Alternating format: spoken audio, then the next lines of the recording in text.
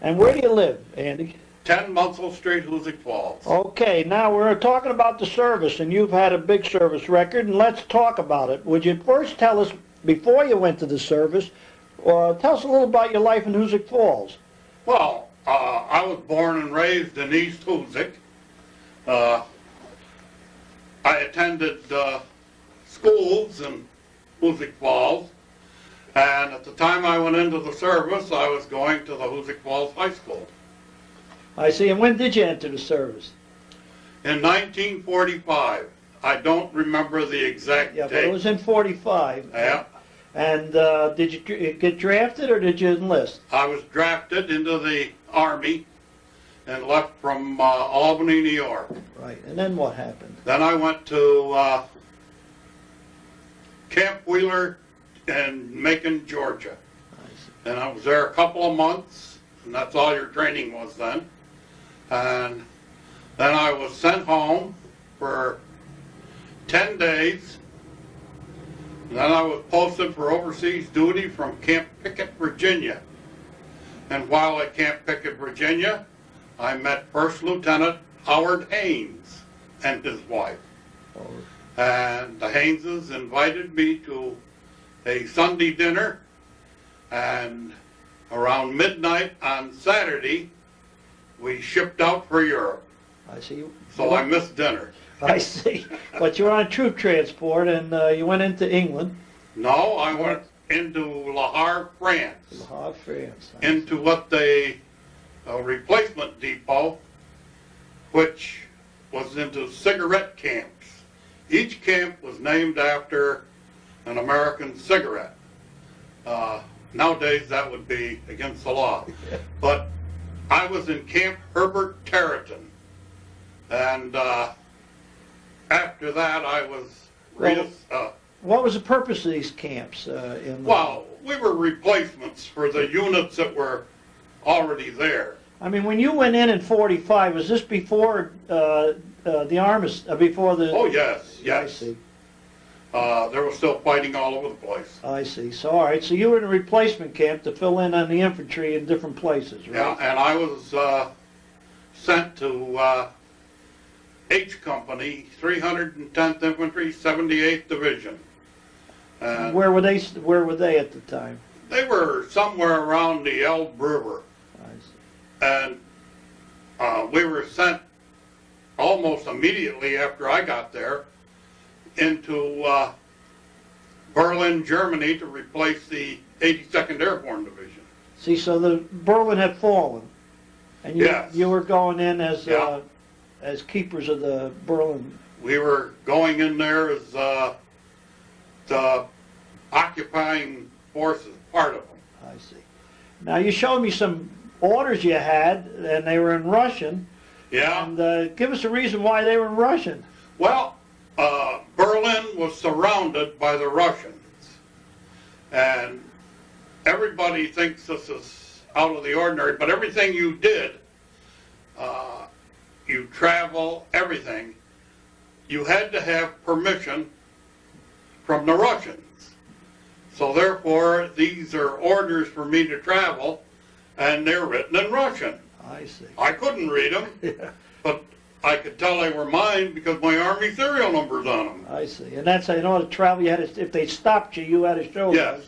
them. We also had what they call a 4-power pass. I couldn't find it today, but it was written in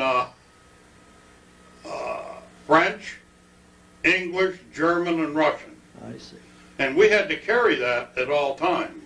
All right, when you were in Berlin, what was the duty of your outfit, other than occupation? When I was first there, the first job we had was guarding the Bahnhof station. That's the railroad station. And we were, I always think things are cute, but we were always just like a picture you'd see in a magazine of a GI with a rifle over his shoulder with a bayonet on it. And that's the way we walked around this big, enormous rail yard.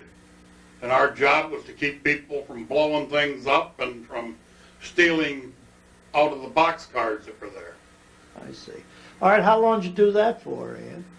Oh, that was probably for a couple of months.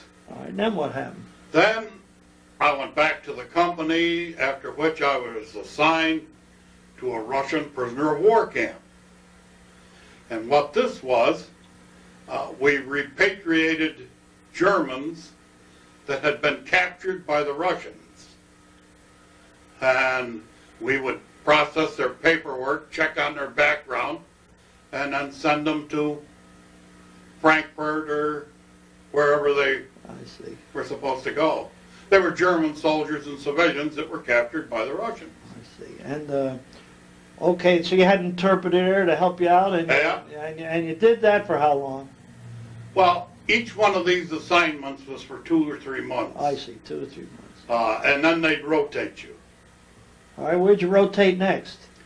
to the, I don't know what you call it, the Allied Control Authority. And this was a building where the Americans, the French, the British, and the Russians met on a daily basis to govern Berlin. And it was probably the most educational place I was ever in, because I got to see Marshal Zhukov, I got to see Churchill, Montgomery, Eisenhower, and the French president there. I think it was de Gaulle at the time. De Gaulle, yeah.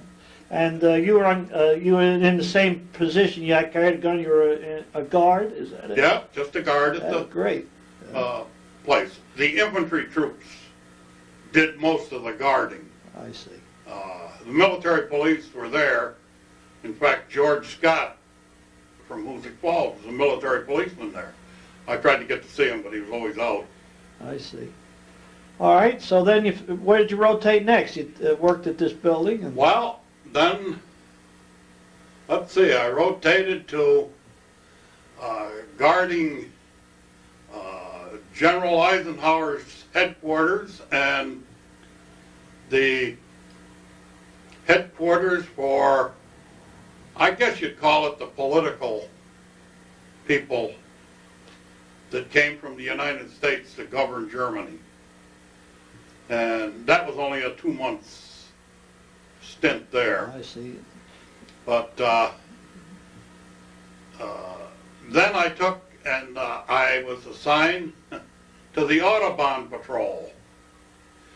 Well, the Autobahn Patrol went from Berlin, Germany to Helmstedt, Germany, which was in the American zone. And it was 116 miles each way, and you did a round trip every day, 7 days a week, winter, summer. And what was the purpose of the trip? The purpose of our trip there was to safeguard the Allies. If you were on the road and you broke down, we were there to take care of you. You would stay in your vehicle till we got there, and then we would either fix your vehicle or we would take you with us. And we patrolled with 2 heavily armed jeeps, and a jeep in the wintertime without a windshield is an exciting thing. And an ambulance and a 10-ton wrecker. And that was, we could tow as many as 3 vehicles with that wrecker. But our job was to, as I say, take care of anybody that was on that Autobahn. And now that I see cars going 120 on it, I often wondered why they had us patrolling it with a Jeep that's maximum speed was 40 miles an hour. Yeah. Well, okay, so here, now, where did they rotate you again? You've been in and out. Here you've seen a lot of things. Then, of course, we were on the Autobahn when the Russians closed it. And they called us on the radio and they told us that the Russians had closed the Autobahn. And this was in 1948. And they said that if you can make it back to Berlin or Helmstedt, whichever you choose, we will try to help you. And we made it back to Berlin. We did a little rearranging on the way, but we made it back to Berlin, and 2 days or 3 days later, they started the Berlin airlift. And then we were assigned to unload airplanes coming in. And in the case of the Berlin airlift, one hit that runway every 3 minutes. And one took off every 3 minutes. And this was around the clock, 7 days a week. I was there when the C-54, nobody, and they still don't know what happened, come in. He never put his wheels down. He went right into a building at the end of the runway. But there was very few big disasters there, but Yeah, well, there are a lot of planes going in every 3 minutes. I mean, it's a lot of airplanes going well, in. people go down to the Albany airport and they see one land about every 15 or 20 minutes. Well, stick 20 in between. Yeah, it's quite a thing. But this is what it was. I see you were there through the whole Berlin airlift. I was there. The airlift ended, I think, in November, and I left there in October. Oh, so you're right there. For Hoosick Falls. And then you were getting out of the service, or what? No, I came home for furlough? 30 days, and then I was reassigned to Alaska, which to me was kind of a foolish thing, because if it's below 70, I'm cold. But I went up to the Aleutian Islands, and I was only there a month or so, and some guy come in and told us there was going to be a war in a country called Korea, and we were going to be invited. None of us knew where Korea was. Not one of us. So they loaded us on 2 transport planes and flew us to Japan, and we made an amphibious landing in Korea. All right, now, when was this? The war broke out in August of '50, the Korean. And it was in August of 1950. That's when they shipped you into Japan. That's when we made our Yeah, and then you made an amphibious. triumphant entrance into Korea. I see, and that was a regular battle into against the North Koreans? We didn't fight that day, but we did the next day. I see. We went charging out of the Busan perimeter and started north then. I see. And I fought in 3 major engagements between then and November. But I was assigned to the H Company, 5th Cavalry Regiment. Now, if you'll notice that they're all H Company, D Company, M Company. These are what they call heavy weapons companies. These are machine guns and heavy mortars. And that's what I was in. And they made us a mobile unit. Some of the other units were different, but we were a fast-moving unit. All right, so you were in three engagements, and then what happened? Well, we went up and we captured Seoul, and then we headed north again. We crossed the 38th parallel, and my unit was the first one to cross, and we were the first unit into Pyongyang, the capital of North Korea.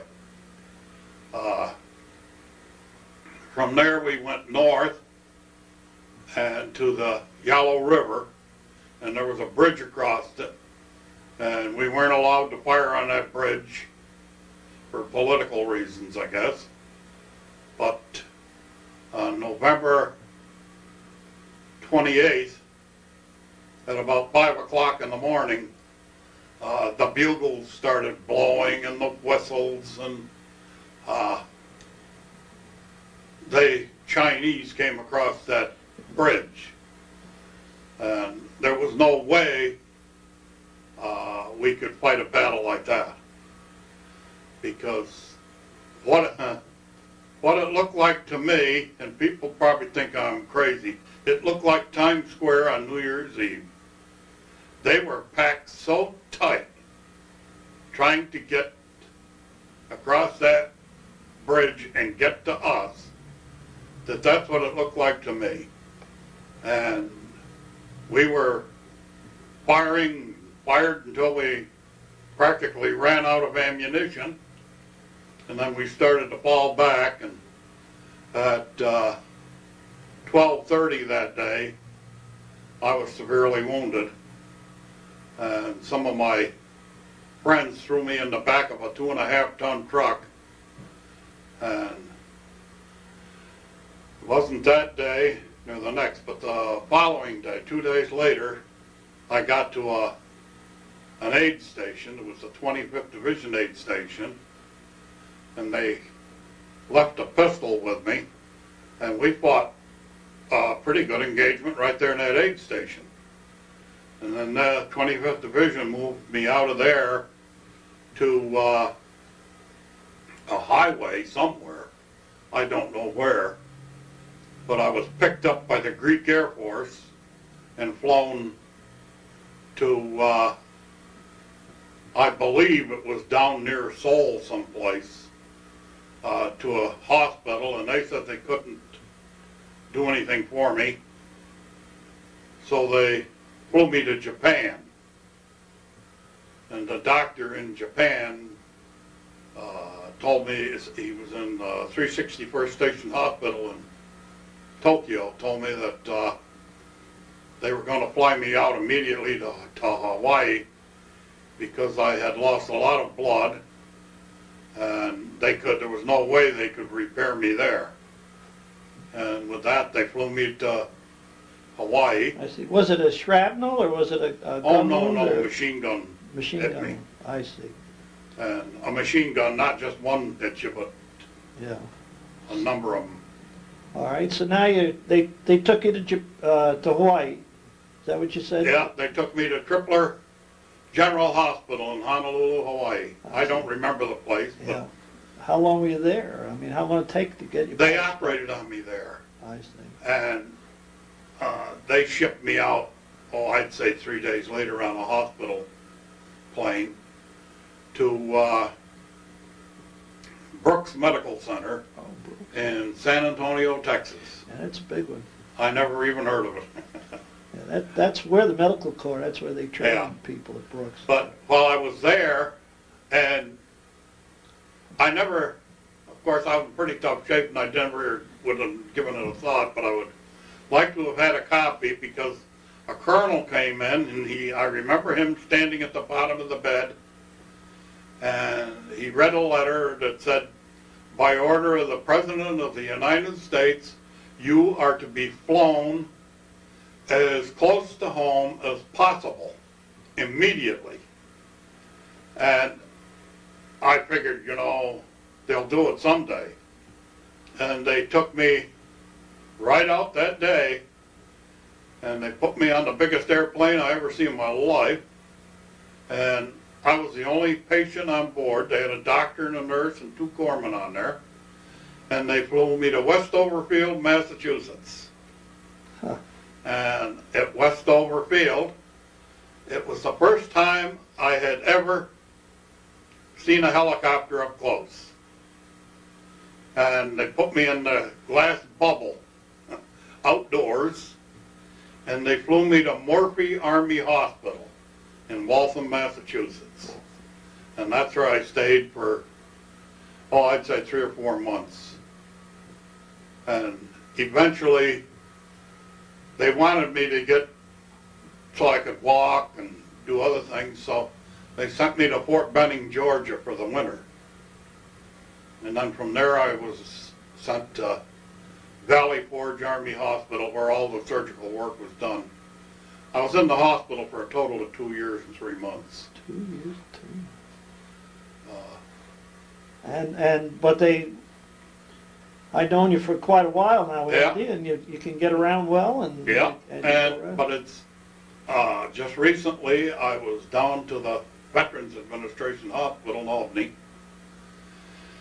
and they told me that my hand and arm are deteriorating, and they were going to remove it, but now they've decided not to, and I guess I think I'm doing all right. Yeah, you look good. Anyway, now what happened? You came, you were in the hospital all that time, and then you came back home after Yeah. you got you so you were mobile and Yeah, able to I get went, around. they retired me from the Army. I'm retired from the Army. I see. I received an order. All these orders are in a safe deposit box, and I was too lazy to go get them. But it said that due to my inability to perform certain duties, that they were presenting my name for permanent retirement, which they did. I see. And when I wasn't looking, I retired from the Army. But when I come home, I went to work at the Waterville Arsenal. And how long did you stay there? About a year. And then they had an opening down here in the post office. And believe me, it's much better to drive to the post office than it is to the Waterville Arsenal. That's for sure. A lot closer. Yeah. And then you worked, how long were you in the post office? 30 years. 30 years, because Yeah. I've had 3 others that worked in the post office Yeah. so far. And the other thing I would like to say is that I had 5 brothers that were in the service. Yeah, I saw a clipping of 4. I didn't know there was 5. Yeah.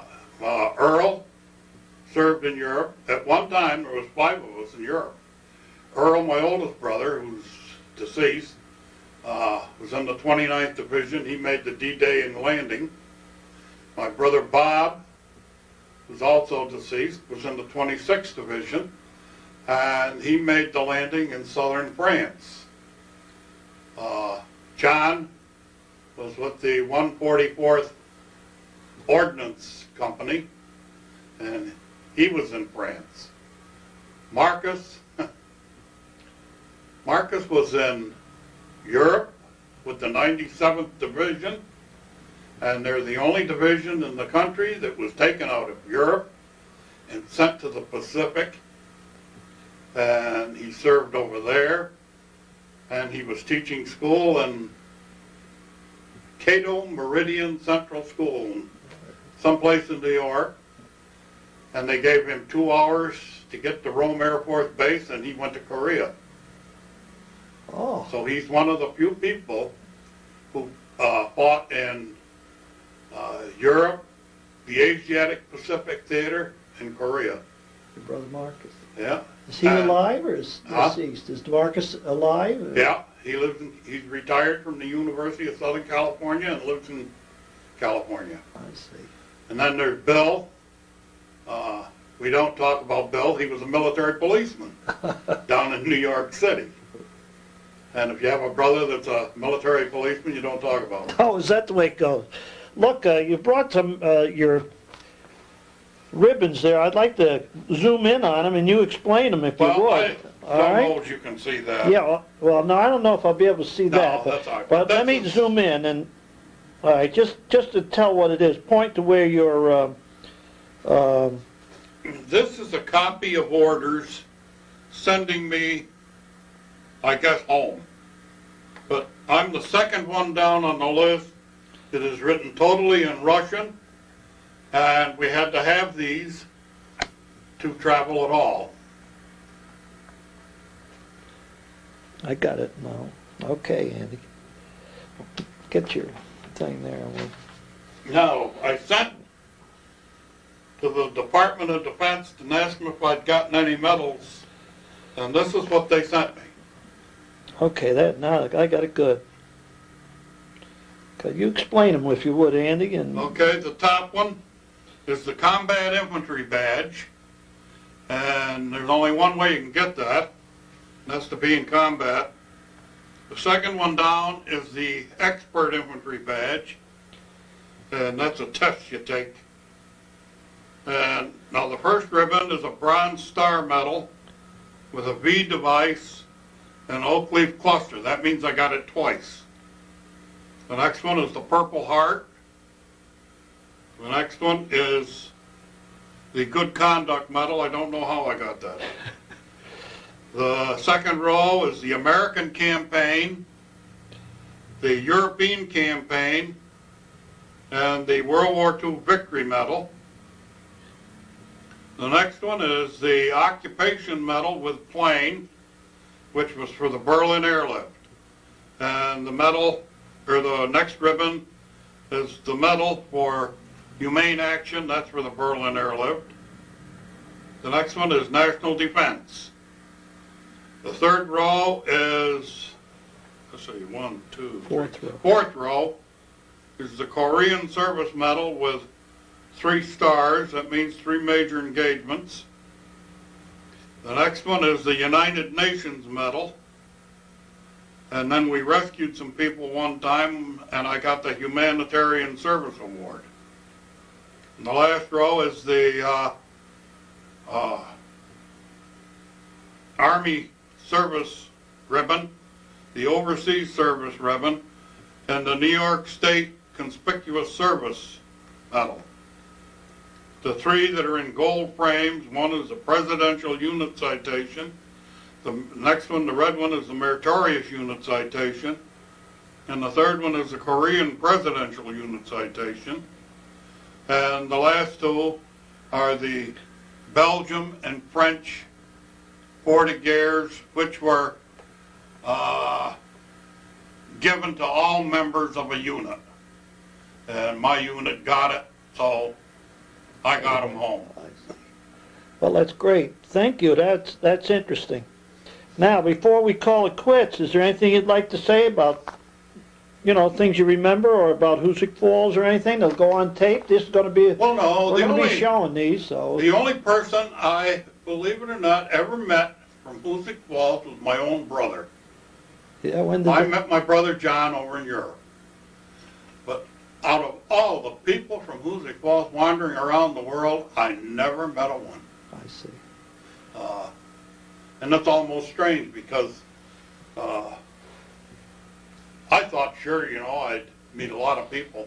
Yeah, well, I've talked to quite a few veterans, and not too many did meet other Yeah. people, it seems. Some of them did, some of them didn't. Yeah. But you did look for George Scott, you said. I went, George Scott was a member of the 759th MPs, and I went down with a patrol vehicle one day to see if I could find him, and he was out somewhere, so I didn't get to see him. Right. And being on that Audubon patrol, I never got back to look for him. Well, Andy, I'll tell you, that was you really served your country and served us all, and I thank you very much for coming. It was a wonderful tale, and I'm glad you were here to tell it to us. A great education, too. Yeah, yeah. Anything else?